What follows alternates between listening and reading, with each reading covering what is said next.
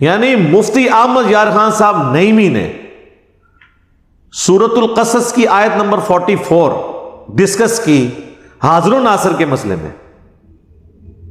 ہر جگہ وہ تعویل کرتے آئے. سورہ ال عمران کی تعویل کی، اے نبی علیہ السلام تم وہاں موجود نہیں تھے جب وہ کلمے ڈالی جا رہی تھی کہ کون کفالت کرے گا مریم کی. اس طریقے سے قرآن میں آیا کہ تم وہاں موجود نہیں تھے جب ہم نے موسیٰ علیہ السلام کو کوہ طور پہ بلایا. اور اللہ تعالیٰ یہ بات دلیل کے طور پہ مشرکین عرب کو پیش کر رہا ہے کہ یہ پیغمبر اس وقت موجود بھی نہیں تھے، تب بھی یہ پوری ہسٹری صحیح صحیح بیان کر رہے ہیں، کسی سے پڑھے ہوئے بھی نہیں ہیں. یہ ان کی پیغمبری کی دلیل ہے. اس آیت سے ان کو یہ ٹینشن پڑ گئی کہ حاضر و ناظر کی نفی ہو جائے گی، کیونکہ یہ تو کہتے ہیں اگلی امتوں میں بھی حضور حاضر و ناظر تھے. تو ہر جگہ یہ پتہ کیا تعویل کرتے ہیں کہ اس در تو یہ آیا ہے کہ نبی وہاں موجود نہیں تھے. یہ نہیں آیا کہ دیکھ بھی نہیں رہے تھے، اللہ کے پاس تھے، وہاں سے بیٹھ کے دیکھ رہے تھے. اور آج بھی مدینہ شریف میں قبر اطہر میں ہیں اور ہمیں وہاں بیٹھ کے دیکھ رہے ہیں. لیکن قرآن میں ایک آیت ایسی تھی جو ان کی عقیدے کی موت تھی، وہ یہ سورہ قصص کی آیت تھی.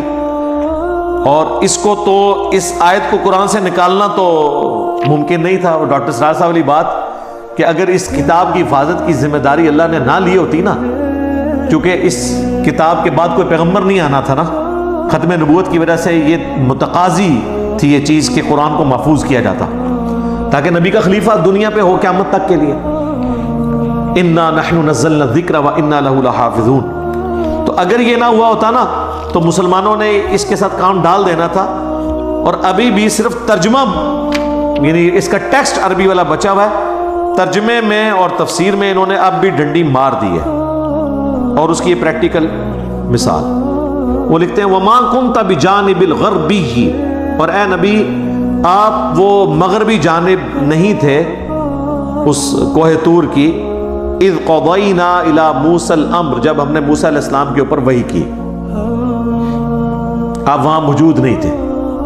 باقی بھی ہر جگہ یہ آتا ہے نبی تم وہاں موجود نہیں تھے. یہ کہتے ہیں یہ حاضر کی نفی ہے، ناظر کی نہیں. حاضر کہتے ہیں موجود ہونے والا، ناظر جو دیکھ رہا ہو. مفتی احمد خان نعیمی صاحب نے یہ آیت ہی آدھی لکھی اور کہا کہ اس میں یہ لکھا ہوا ہے کہ آپ موجود نہیں تھے. یہ تو نہیں لکھا ہوا کہ دیکھ نہیں رہے تھے. سر لکھا ہوا ہے وَمَا كُنْتَ مِنَ الشَّاهِدِينَ، اور نہ آپ گواہوں میں شامل تھے، نہ آپ دیکھ رہے تھے. شاید کہ ترجمہ انہوں نے حاضر و ناظر کیا. یہاں آیا نہ آپ حاضر تھے، وَمَا كُنْتَ بِجَانِبِ الْغَرْبِيِّ، نہ وہاں موجود تھے، حاضر تھے. وَمَا كُنْتَ مِنَ الشَّاهِدِينَ، نہ آپ وہاں پہ گواہ تھے. اس نے کیا کیا؟ آدھی آیت لکھی نا اور کہا اس میں تو ہے کہ آپ وہاں موجود نہیں تھے. یہ تو نہیں لکھا تھا کہ آپ وہاں شاہد بھی نہیں تھے، آپ دیکھ بھی نہیں تھے. لکھا ہوا ہے. مجھے بتائیں جب یہ وہ آیت لکھ رہا تھا اور اس کا جواب دے رہا تھا، اسے نہیں پتا تھا کہ میں آدھی آیت لکھ رہا ہوں؟ اس طرح کے جو لوگ ہوتے ہیں نا، یہ اس چیز کے مصداق ہوتے ہیں. اور میں علا وجہ بصیرت کہہ رہا ہوں، اس پلانٹ ارتھ پہ اتنا شرک احمد بریلوی یا دیوبند کے بزرگوں نے نہیں پھیلایا جو مفتی احمد یار خان نعیمی صاحب نے جال حق لکھ کے ان سارے فرسودہ عقائد کا یعنی آف دا وے جا کے دفاع کیا. حتیٰ کہ وہ جال حق میں غیر اللہ سے مدد مانگنے کی دلیل میں سورہ بقرہ کی آیات لے آئے کہ اے نبی، یعنی یہ ان کو فرما دو کہ اگر تمہیں شک ہے نا اس کتاب کے بارے میں تو بلا لو اللہ کے سوا جتنی ہستی ہیں ان کو، اس طرح کی کتاب کوئی بنا کے بتائے. تو کہتے ہیں دیکھیں اللہ تعالیٰ ہمیں خود دعوت دے رہا ہے کہ اللہ کے سوا اور ہستیوں سے بھی مدد مانگ لو. اور رزلٹ ہے جو ان پڑھ بھی نہ کٹے. جی آپ پڑھ لیں جال حق میں جا کے.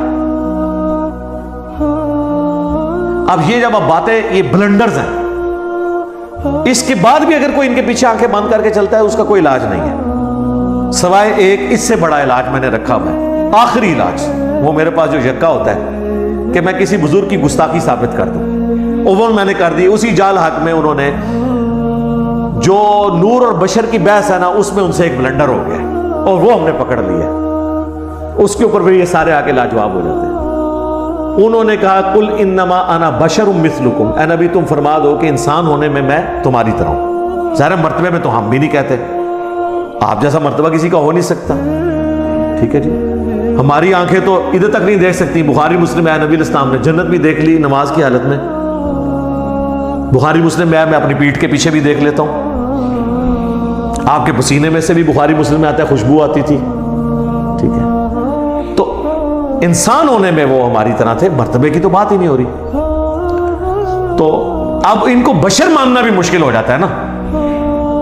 تو انہوں نے اس بحث میں کہا کہ اس آیت کا صرف مقصد یہ ہے کہ اتنا بتایا جائے کہ تم لوگ اے انسانوں مجھ سے مانوس ہو جاؤ کہ میں انسان ہوں، تم مجھے یقین کر لو، لیکن اندروں میں انسان کوئی نہیں، اندروں میں نور ہاں، میں انسانی شکل میں آیا ہوں تاکہ تم مجھ سے مانوس ہو جاؤ کہ ایک انسان دوسرے انسان کی بات صحیح طریقے سے سن لیتا ہے.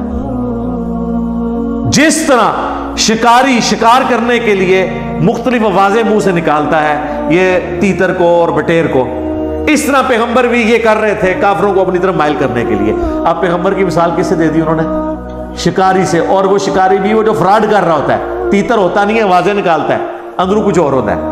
اب یہ تو صراحتاً گستاخی تھی، اس کی کوئی تعویل بھی نہیں ہے، کیونکہ بریلوی کہتے ہیں گستاخی کی تعویل بھی نہیں کی جائے گی. اے میں پھاڑ لی سرکار، اندھا دھند پیروی کے انجام میں ڈال دی. اللہ شکر ہے ہزاروں لوگوں کی ہدایت کا سبب بنی. میرا وہ جو لیکچر ہے انڈیا اور پاکستان کے بزرگوں کی 19 گستاخانہ عبارات کا تحقیقی جائزہ، اے سارو سوئی ہے جیڑی میں انہوں نے غبارے ماری ہے فار. باقی قرآن و حدیث کے ساتھ جو اس کتاب میں انہوں نے کھلواڑ کیا ہے وہ آپ لاکھ دکھائیں گے، کچھ نہ کچھ تعویل کریں گے، گستاخی کی تعویل نہیں کریں گے، کیونکہ وہ ادھر ان کو ڈر پڑ، کیونکہ ان کو پٹی یہ پڑھائی گئی ہے گستاخ نہیں ہونا چاہیے. دیکھ لو جی، انہوں نے خود اشرف تھانوی پہ جو حسام الرحمن میں فتویٰ لگایا وہ کس بات پہ لگایا پتا؟ کہ اس نے کہا تھا کہ نبی کو اسی طرح کا علم غیب ہے جس طرح ایک جانور کو بھی تو چھٹی حص کے طور پہ پتہ چل جاتا ہے کیا ہونے والا ہے، اس میں نبی کی ہی تخصیص کیا؟ یہ تو اس طرح کا علم تو ہر پاگل مجنون نعوذ باللہ اور جانور کو بھی حاصل ہوتا ہے. تو اعلیٰ حضرت نے فتویٰ لگا دیا کہ تم نے جانوروں کے ساتھ مثال دے دی. سرکار تو آڑے پوتا مرید نے، یہ پوتا مرید ہے نا، اعلیٰ حضرت کے خلیفہ ہیں نعیم الدین مراد آبادی، اور ان کے خلیفہ ہیں مفتی احمد یار خان صاحب نعیمی. یہ نعیمی ان کی وجہ سے لکھتے ہیں، ٹھیک ہے. تو مفتی احمد یار خان نعیمی صاحب نے وہی کام پایا ہے جو اشرف علی تھانوی نے حفظ الایمان میں نبی الاسلام کے لیے وہ گندی مثال دی تھی. یہ پکڑی گئی ہے. پھر اس میں اتنا ترویا ہے کہ انہوں کو بچنے دی راہ نہیں ہے. لیکن یہ میں نے کیوں یہ ٹوٹکا میں نے بتایا، ہمیں کوئی ضرورت نہیں تھی، ہمارے پاس تو کوئی ذریعہ ہی نہیں ہے نا کہ ان کو منوانے کا، یہ قرآن حدیث کو مانے. تو آخری حربہ یہی ہے جو اعلیٰ حضرت سے ہم نے سیکھا ہے کہ ایک کتاب لکھ دو حسام الرحمن 1905 چک دیو پورا دیوبند مدرسہ، انہوں نے مولوی، ٹھیک ہے، آج تک وہ جان نہیں چھڑا سکے. تو جو اسی کام پایا ہے نا اللہ نے فضل سرکار، یہ وہ مدنی وائرس ہے جو قیامت تک نہیں اب ختم ہونے والا. ہاں انشاءاللہ نہ یہ کوئی ویکسین ہے، ہاں یہ کوئی ویکسین بھی نہیں ہے، یہ وہ مدنی وائرس ہے. کیونکہ یہ تھوڑے کو بھی وسیلے ہے طریقہ. اگر آپ اس کا علاج کرنے کی کوشش کریں گے تو پہلے آپ حسام الرحمن کو غلط کہیں گے، وہ آپ کہہ نہیں سکتے، ٹھیک ہے. تو یہ اللہ کا شکر ہے، یہ ہمیں مجبوراً کرنا پڑا.